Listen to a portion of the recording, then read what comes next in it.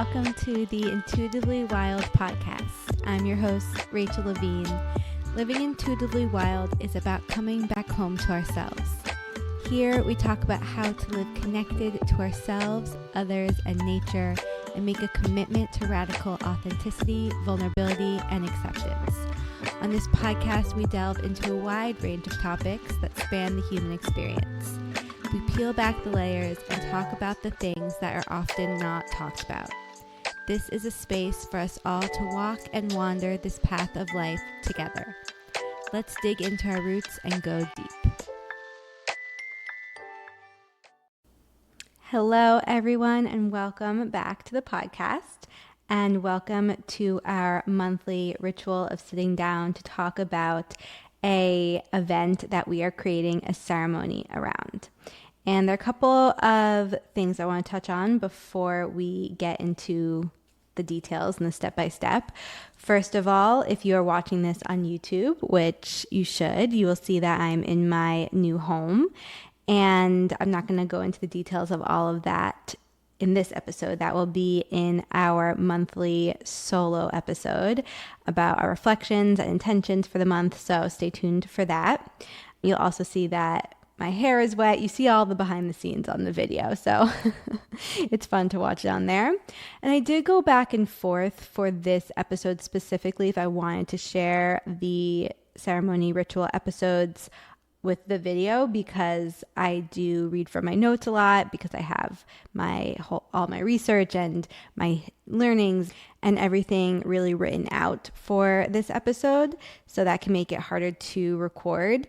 But we're doing the video, we committed to it, so here we are. But if you see me reading something or referencing something, it is my notes and also the detailed Substack that will correspond with this podcast episode. So if you also want to read this or have this to reference when you're doing your ceremony or doing your rituals, you can head over to the Substack, which will be linked below. Speaking of that, I want to touch on the difference between ceremony and ritual, because I do get that question a lot, and that's a question that I myself had for a long time. And to put it simply, a ceremony is made up of rituals. A ceremony is a more all-encompassing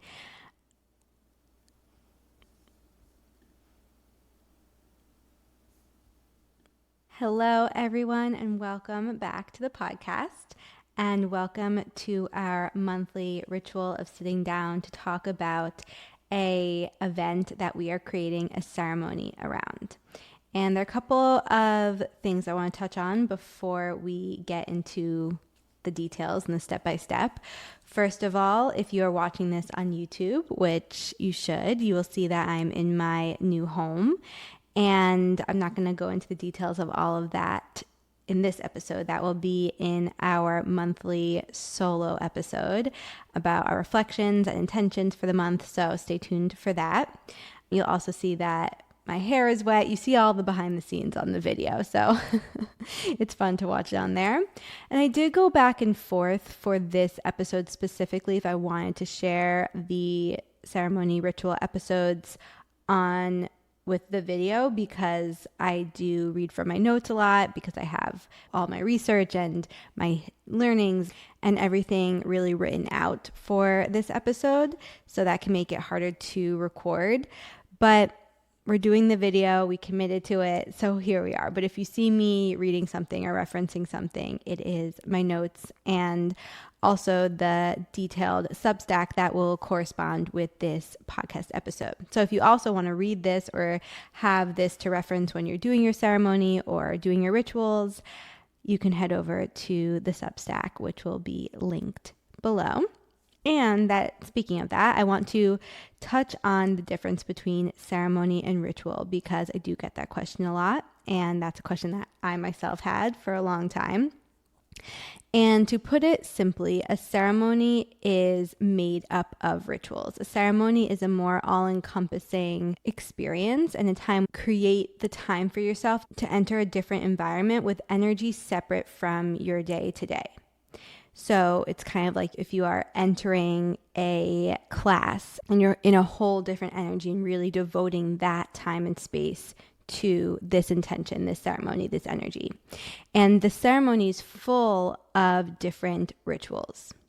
So the rituals are the step-by-step actions incorporated into the ceremony. So what I'm going to share with you today, you can combine all of these practices at once to dive into a full ceremony, or you can take bits and pieces and weave them throughout the next week or so as rituals. And these can be rituals that are specific for this event or just for your life in general, whatever you feel inspired to do. As always, make this your own. Follow what feels exciting for you and joyful for you, and just follow your intuition with it. Remember, it is not about what you are doing, it is how and why you are doing it. Any action can be a ritual if you move through it with intentionality and presence. And any ritual can become a routine if you are disconnected and disembodied. So it could be the most beautiful ceremony, it could be the most impactful ritual, but if you are showing up just going through the motions or not fully in it and present, it's not actually going to have impact. It's not actually a ceremony. It's not actually a ritual. A ritual, a ceremony is about the intentionality and the presence that you bring to it. And the event that we are creating a ceremony for this month is Beltane.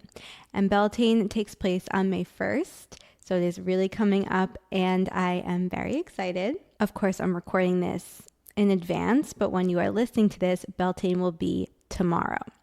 You can do these rituals, this ceremony, anytime that works for you in the next week or two.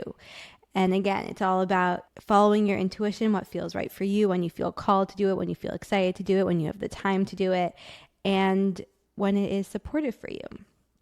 Traditionally, Beltane is a Celtic and pagan holiday that celebrates the start of summer, which is very exciting, but it does not feel like it is summer yet.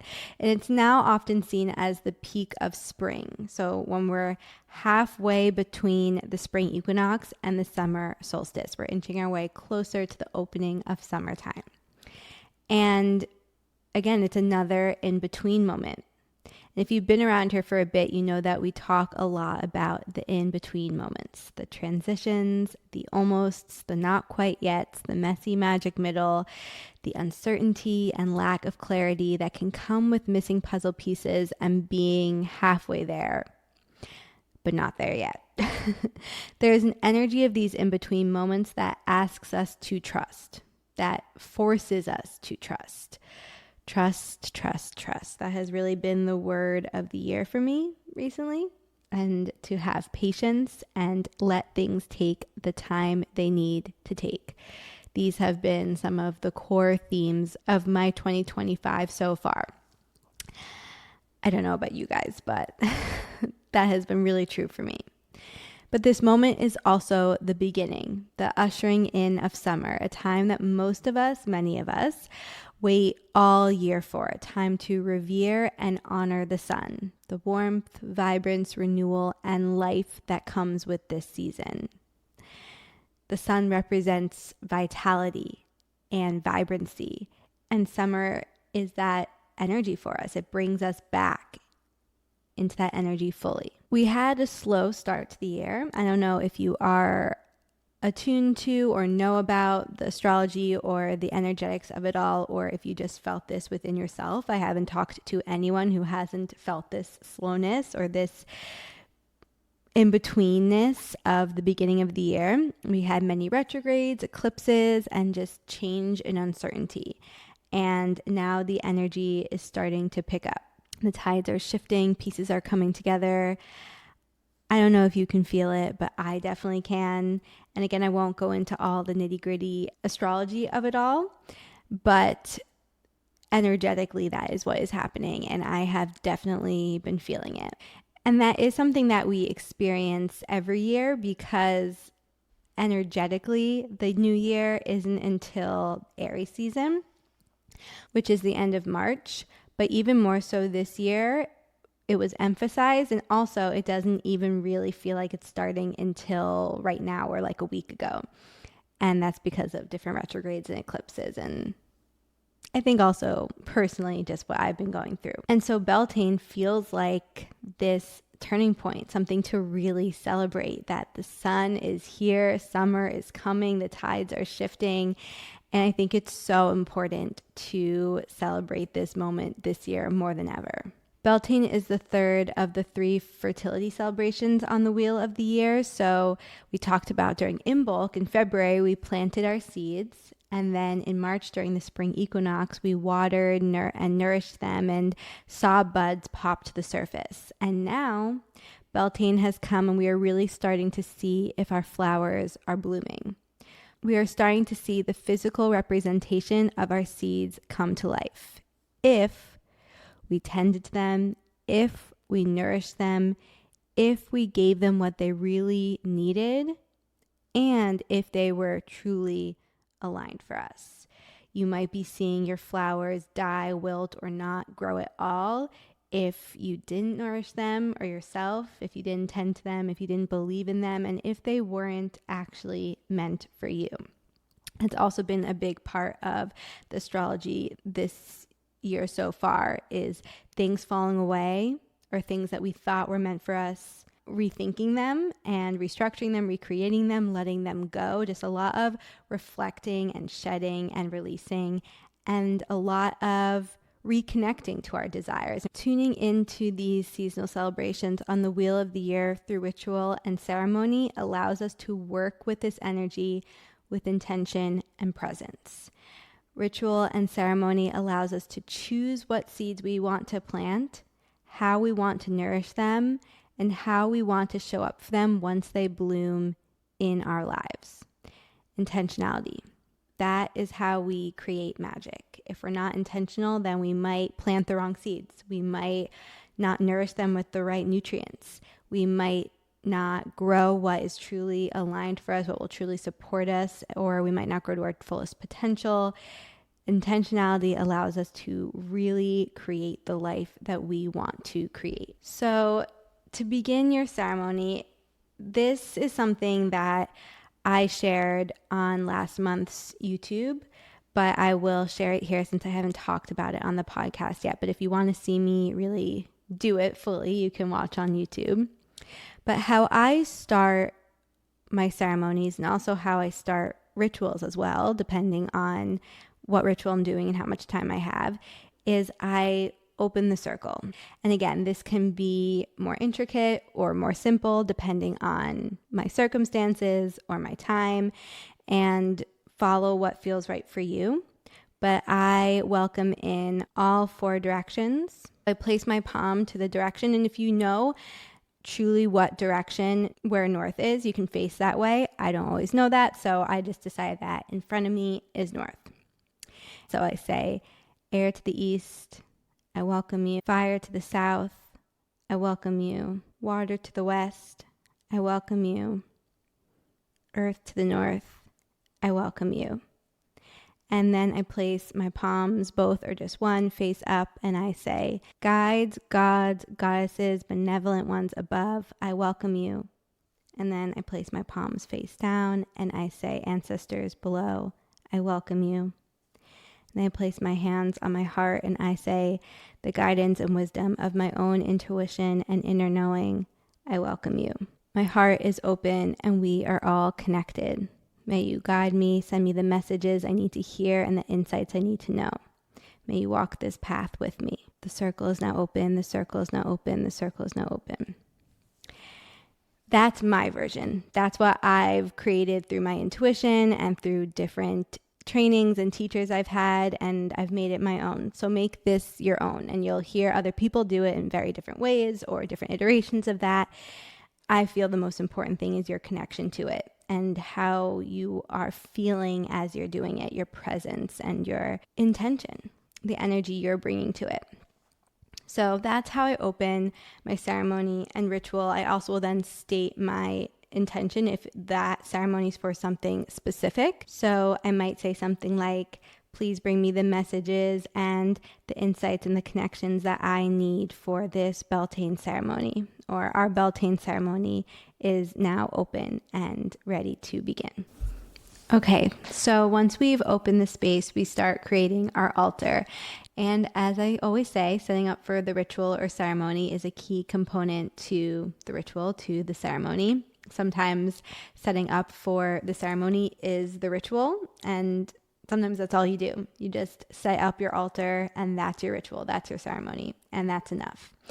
As you're setting up your altar, as you're setting up your space, you are creating the intention and the energy that you want to call in for this ceremony, for this season, for this intention, this overarching intention that you are stepping into in your life. So be really present as you are setting up your space. Put on music you love and that embodies this energy, or that brings out this energy in you. Light candles, light incense, do all the things that help you step into this space. This can be you stepping into your ceremony, you creating this alternative space from the rest of your life and the rest of your day. So our altar suggestions. I go through all the 5 different elements. We start with air. Find an incense or dried herb bundle that you feel called to and light it and place it on your altar. And while you're lighting it, state your intentions for this ceremony, for this season, and infuse the energy of your intentions into the bundle. And it might be nice for this bundle to be one that you've never used before, this incense to be one that you've never used before, so it doesn't have any past lingering intentions or energy, but it's fine to use whatever you have on hand, of course. And now moving forward, whenever you use this incense or dried herb bundle, you are connecting to your intentions. And I should say you can keep this altar set up for however long you want, just for this ceremony, for the entirety of a season, for however long you feel connected to this intention. And each time you come to this incense or dried herb bundle on your altar and light it, you're recommitting and reconnecting to your intentions. You can also place your incense or dried herbs into a fire during your ceremony as an offering or another representation of your commitment to your intentions. And with that being said, that brings us into our fire altar suggestions. Beltane is also a fire ceremony, and many fire rituals connected to fertility have been traditionally woven into this time, such as huge community bonfires to symbolize and celebrate the returning of the sun. And fertility can mean many different things to many different people. Perhaps it is your connection to creativity, birthing new relationships, or about your physical fertility. My suggestion for a fire ritual that is easily accessible is to light a candle and place it in the center of the room. And then walk around the candle in a circle slowly 3 times clockwise while stating your intention or a desire that you hope to embody and bring into your life throughout the next few weeks until the summer solstice. And really feel the power of that intention burn in the fire of your belly. Feel how much you want it and why, and really connect to that desire as you circle the candle. And it's connecting the flame that you see before you to the flame within you, the energy within you, and your power to bring that desire, that intention into your life. Now, water. Our water altar suggestion is to find water from a fresh water source nearby or whatever water you have on hand and throw it into a bonfire. Let it symbolize a washing away and releasing of the old. Watch the smoke rise as the past is transformed and transmuted. If you do not have a bonfire, you can use your water to snuff out your candle flame at the end of your ceremony. Our earth element. Flowers, of course. We are in springtime and it is time to bring in all the flowers. Decorate your home, your altar, your ceremonial space with any flowers blooming right now. You can even, as part of your ritual or a ritual all of its own, you can go to a local flower shop or farm and pick your own flowers that you feel called to. Check to see what the meaning and symbolism behind the flowers are that you are intuitively drawn to and see what message is hidden for you there. Or you can look up flowers that match the intention you are calling in and find those. And then our last element is spirit. As with all celebrations on the wheel of the year, this is a really powerful time to connect to your ancestors, spirit guides, the universe, whoever or whatever you feel called to or connected to. Place pieces on your altar that connect you to these guides. So perhaps a picture of an ancestor or a stone to represent a certain goddess. Sit with this altar item for a time and ask if there are any messages that this spirit wants to bring forward to you. Do not question what comes through. I know for me, when I started doing practices like this, I automatically would discount what came through or just really doubted myself. But the more I just trusted what came through and the more I just leaned into it, I found that there was a lot that my spirit guides, that my ancestors, that the energy around me, the universe wanted to say to me, and that I easily had access to if I let myself believe in it. And now our herbal companions. So to use this in your ceremony, you can make a tea with them, a tincture, body oil. You can put them on your altar. You can find them in incense, however feels good for you. You can just drink them throughout your ceremony. You can drink them throughout this portal in between Beltane and the summer solstice. Again, follow your intuition. Feel what feels good. But our herbal companions, the first one is nettle for nourishment. Nettle is perhaps one of my favorite plants and one of the first I deeply connected with when starting my plant path. When I first went to the Cotswolds in England for my herbalism apprenticeship, nettle was one of the first herbs that I really connected with. I was hiking with Theo, and the trail always seemed to land us in the woods, in a path that was just not a trail. And we would find ourselves stumbling and getting pricked and scratched by all these plants around us. And I soon discovered that they were all nettle, because nettle has stingers. And talking with my mentor, who I was doing my apprenticeship with, it really felt like an initiation, because this only happened my first couple of weeks in England. At least twice a week when we went on a trail, even if we were just going on a simple walk, I ended up getting attacked by a bunch of nettle. And what it really felt like, and what I uncovered through my learning and my conversation with my mentor, is that it was this initiation into this new chapter of my life. Nettle is so deeply nourishing, but it also has hard boundaries. It has hard walls until it's ready to let you in with its stingers. And then once you are able to work with it and embrace it, and once it trusts you, it starts to let you in. And there was a lot of crossover between my experience with boundaries, with walls, with letting people in, with softening my own boundaries and walls around my heart and with myself, trusting myself and nourishing myself. And my path with nettle was very supportive for all of that. Our next herbal companion is ginger, and this is to stoke the fire. So we want to call on the energy of summer and embrace and embody all she has to bring us, and channel that energy into aligned action and purposeful passion.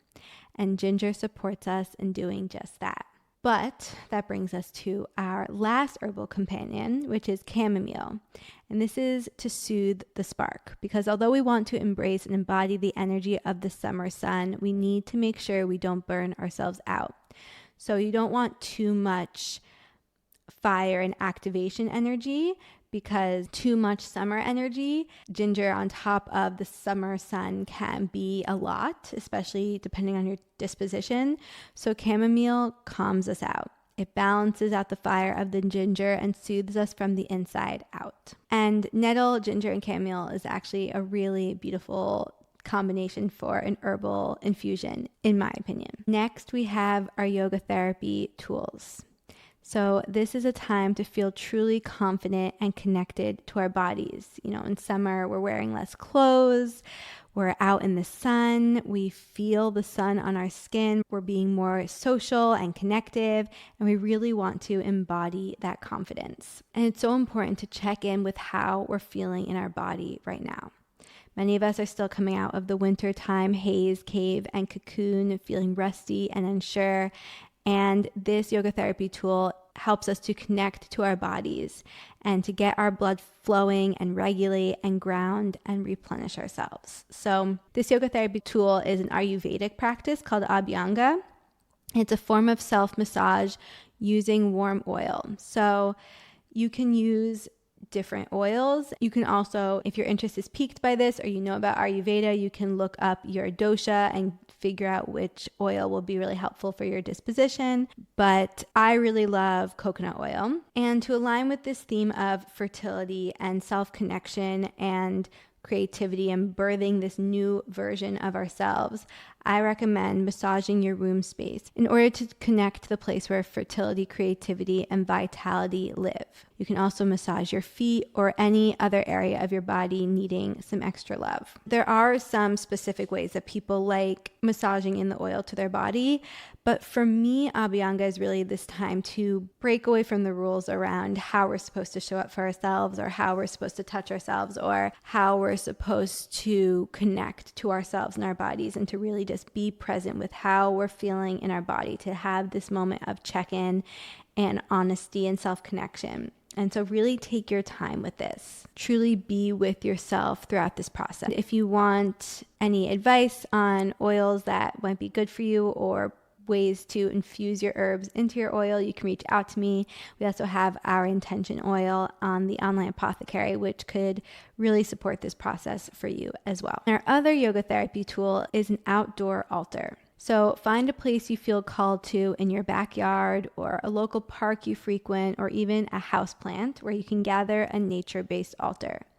So start by setting an intention for your altar, perhaps simply to connect more deeply to nature or something that is aligned with your intentions established during your journaling practice, which we will go into very soon. Then place one piece of nature on this piece of land. This could be a rock you find on a walk, or a stone you picked up at a crystal store, an incense bundle that holds your intention, whatever you want. You just want to make sure it is all compostable and suitable to be outside permanently. So each day or week until the summer solstice, go outside and place another piece of nature on your altar. Slowly, this altar will grow, becoming a symbol of your devotion to nature, yourself, and your intentions that you can visit often. This is a practice I've started doing in my new home, and it's been really special to connect to the land that I now live on. And so there are so many ways that you can use this practice. Now we've opened the circle, we've set up our space,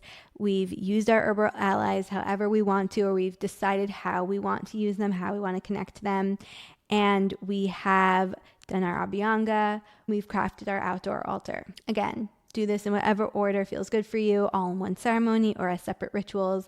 But next, we're moving into our journaling practice, and we start with our reflection questions. Like I said in the beginning, if you want to see this all written out, you can head to the Substack, but I'm going to read them here as well. The first question: did you tend to nourish and truly align with your intentions from Imbolc and the spring equinox? Are you seeing those seeds bloom? Where? How? Why or why not? How can you continue to nurture those still tender and sensitive blooms? What seed growth surprised you from the last few weeks? What disappointed you? What seeds still need to be tended to and cared for? Which feel fully formed and ready to be seen? Which feel ready to release and come to an end? How can you celebrate and grieve and acknowledge what needs to be felt at this time? The seeds that didn't come to fruition, the blooms that got stunted and fell away, the flowers that unexpectedly birthed and blossomed. And from your reflections, we move into our intentions. From what you've written, what is being revealed to you around your heart's true desires? What is it you really, truly want? What is stopping you from aligning, embodying, or achieving it? How can you move on from any roadblocks, challenges, or uncertainties that may be coming your way? What would make you feel most alive this summer? Who do you want to be? How do you want to feel? What do you have to do in order to step into that? And then from the answers above, list out 1 to 5 things in your life you want to embody, create, or bring to life this season. And we did a similar practice with our spring equinox ceremony, but imagine them as the flowers blossoming from the winter seeds planted and the spring blooms tended to. Write down, I'm ready to watch my flowers grow. Then create an I am statement for each of the intentions you listed. For example, if you're hoping to manifest a move, you could say, I am living in my new home, feeling grounded, at peace, and safe. The most important thing here is that it is in the present tense and that it's something that you can really connect to and brings out the emotions that you want to embody. So even if it feels like a stretch or something that you don't yet believe or can see happening, you want to make sure that you can at least evoke the energy that you want to step into. And that's not bringing up pure frustration or anger or resentment or anything that will draw you away from that energy of your intention. And next to each statement, write down at least one action step you can commit to do ritually for the next few weeks until summer solstice on June 20th. Once you've written out your I am intentions and aligned action for each flower you're growing, write them down on a piece of paper and put that piece of paper somewhere you can look at it every day. You can also draw this, you can create a vision board, whatever feels good for you, but have it written out somewhere that you can remind yourself of it and reconnect to it and recommit to it. Once you're done with that, we're nearing the end of our ceremony. And I really want to remind you that the most important thing is patience, allowing things to take their time, having trust and faith. If you come up against stop signs, walls, or roadblocks, that does not necessarily mean you are meant to stop. These are check-in points. Check your intuition, check your devotion, check if this is what you truly want. And if all is still an authentic yes, you must keep going. Often stop signs are trying to tell you to pause, reflect, or move a little slower. Often walls are just asking you to take a different approach, go a new way, show your devotion and dedication, and try again. Roadblocks are asking you to look at the situation from a different perspective, have a certain experience, learn something new. Stay devoted to your path no matter what. You are worthy of your wildest dreams and deepest desires. That is what I want you to remember. So as you come to the end of your ceremony or your ritual, we will close the circle.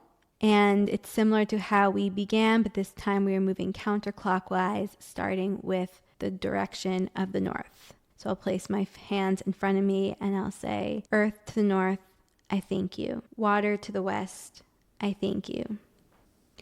Fire to the south, I thank you. Air to the east, I thank you.